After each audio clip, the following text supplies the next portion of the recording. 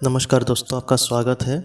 जब एक आत्मा से पूछे गए सवाल, इसके आज के भाग में जो हम केस देखने वाले हैं वो एक शो से ली गई है जिसका नाम, उस शो का नाम था लॉन्ग आइलैंड मीडियम। इसमें टेरेसा नाम की एक साइकिक थी।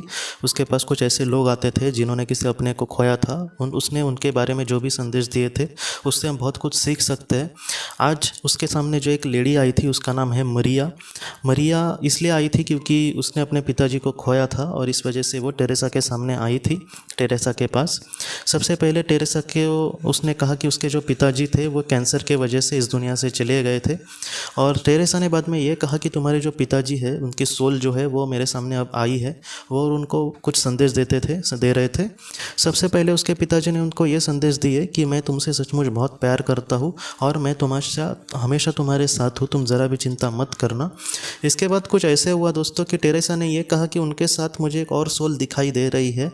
वो एक इंसान की सोल है और उसकी जो उम्र है वो तुम्हारे पिताजी से बहुत कम लग रही है। तब मरिया ने ये कहा कि हाँ, वो उसके हस्बैंड की सोल है। और मरिया ने ये कहा कि उसके पिताजी और उसके हस्बैंड में अच्छी बॉन्डिंग थी, एक अच्छे दोस्त जैसे वो एक दूसरे से बात करते थे।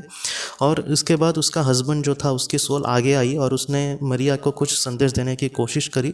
मरिया ने ये कहा कि उसके जो हस्बैंड थे वो पुलिस ऑफिसर थे। और बाद में मरिया क्या हुआ था दोस्तों कि मरिया और उसका जो हस्बैंड था उनमें डिवोर्स हुआ था और डिवोर्स होने के बाद 2 महीने के बाद ही वो इस दुनिया से चले गए थे।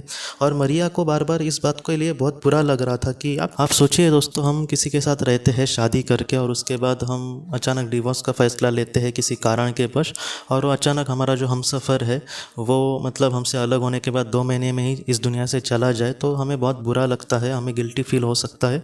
वैसा ही मरिया के साथ हुआ था। लेकिन उसके जो हस्बैंड था उसको पता था कि ये अपने आप को दोष दे रही है, ये पश्चाताप कर रही है। तब उसने ये कहा कि हम दोनों जो अलग हुए थे उसकी सारी जिम्मेदारी मैं लेता हूँ, तुम ज़रा भी चिंता मत करना, तुम अपने आप को मत कोसना या फिर दोष देना। तब बाद में मरिया ने जो कहानी बताई है उससे सारी चीज़ें क्लियर होती है। क्या हुआ था दोस्तों, वो पुलिस ऑफिसर था और बाद में वो उसको धीरे धीरे बहुत ही ज़्यादा शराब पीने की आदत लग गई थी। बाद में मरिया ने उसको बहुत समझाने की कोशिश की थी अपने हस्बैंड को, लेकिन वो कहीं ना कहीं उससे दूर ही नहीं जा रहा था शराब से। और इस वजह से मरिया ने ये कहा कि मुझे बच्चों और अपने ज़िंदगी की मतलब कहीं ना कहीं एक ठीक ठाक ज़िंदगी हमारी हो या फिर अच्छा भविष्य हो, इस वजह से मैंने उससे अलग रहने का फ़ैसला किया, क्योंकि इन सारी चीज़ों का बच्चों पर बहुत ही बुरा असर पड़ेगा। और इसलिए मरिया ने उसको डिवोर्स दिया था। बाद में उसकी जो नौकरी थी वो भी इसके कारण की वजह से छूट गई थी, ज़्यादा शराब पीने की वजह से। और बाद में वो अकेला ही रहने लगा दोस्तों। उसके जीवन में कुछ ऐसा था कि उसके पास जॉब भी नहीं थी, जो उससे मतलब बहुत प्यार करता था वो अपनी जॉब से, और उसकी वाइफ भी नहीं थी, उसके बच्चे भी नहीं थे, और वो फिर से शराब की मतलब उसको ज़्यादा ही पीने लगा था और वो इस दुनिया से चला गया था। तो ये कहानी उनके साथ हुई थी।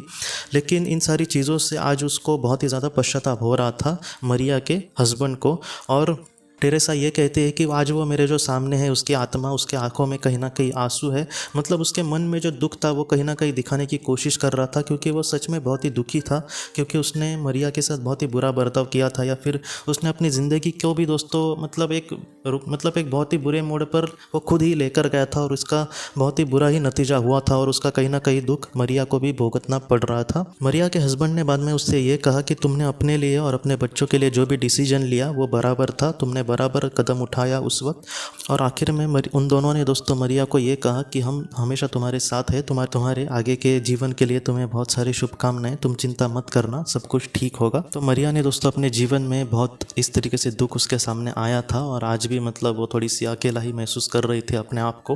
लेकिन उसके पिताजी और उसके पति ने जो भी संदेश दिए उससे उसको बहुत सारी बातें भी पता चली, और उसको लगा कि नहीं, वो आज भी हमारे साथ है। ये जो कहानी है कुछ बहुत सारी अहम बातें हमें सिखाती है, तो वो मैं आपको कहना चाहता हूँ। सबसे पहली तो ये बात कि हमारे जो अपने हैं वो कहीं ना कहीं हमेशा हमारे साथ है।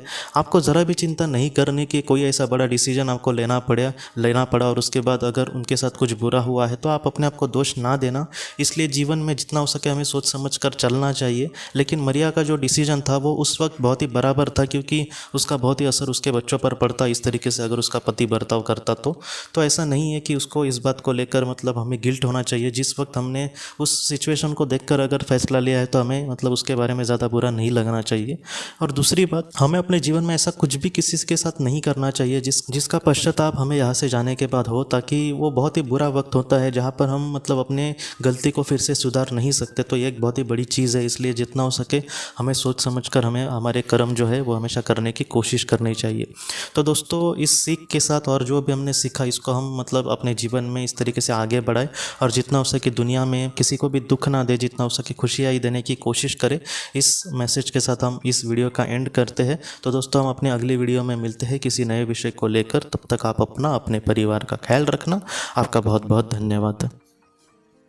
ज़िंदगी की रोशनी ये एक कंसल्टेंसी है जो ऐसे लोगों को मदद करने की कोशिश करती है जिन्होंने किसी अपने को खोया है या फिर जो लोग अपने जीवन में बहुत ही ज़्यादा दुखी है। जो लोग इस संस्था के साथ जुड़ते हैं उनको इस विषय की किताबें और जानकारी भेजी जाएगी। इसके साथ साथ जो लोग पास्ट लाइफ रिग्रेशन थेरेपिस्ट के पास नहीं जा सकते, अगर वो घर पे अभ्यास कर सके, इस वजह से उनको पास्ट लाइफ रिग्रेशन की ऑडियोज़ भी भेजी जाएगी। और इसके साथ साथ ध्यान में एकाग्रता बढ़ाने के लिए कुल मिलाकर 5 ऑडियोज़ भी उनको भेजी जाएंगी। तो जो लोग इस संस्था के साथ जुड़ते हैं उनको यह सारी चीज़ें उनके ईमेल पर या फिर व्हाट्सएप पर भेजी जाएंगी। अगर आपको इस संस्था के साथ जुड़ना है तो कृपया इस नंबर पे व्हाट्सएप करें।